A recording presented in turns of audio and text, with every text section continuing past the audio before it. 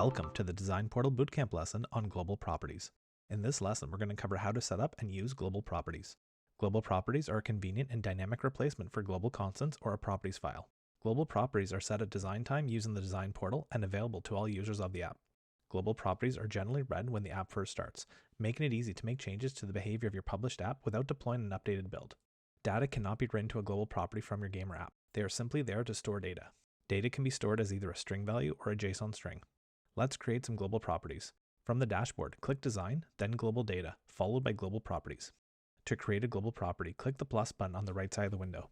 Give the global property a name, then give it a category. Group related properties together with categories to make it easy to find their values later. Give the property a brief description so others know its purpose. For this property, we'll set the type to be a string. Enter the string value for the property. The preserve flag is used to signal whether the value should be overridden during deployment or not. Click Save. Click the plus button to create another global property. Enter the name, category, and description of the property. Set the property type to a string and then set the string value. Click Save. Click the plus button to create one more global property. Enter the name, category, and description of the property.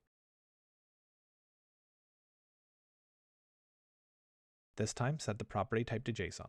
Set a JSON string as the value.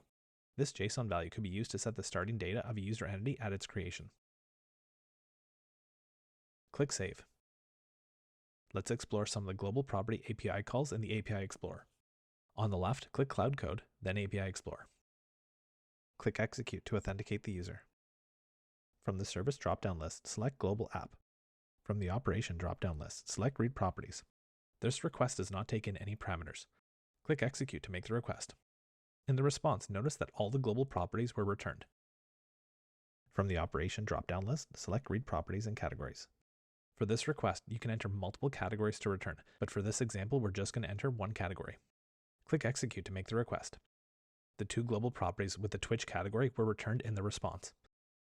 In the Parameters section, change the category from Twitch to Entities. Click Execute to make the request. The global property with the Entities category was returned in the response. From the Operation drop-down list, select Read Selected Properties. In the Parameters section, enter the name of the properties that you want returned. Click Execute to make the request. The requested properties were returned in the response. User Attributes is the next lesson in the Design Portal Bootcamp.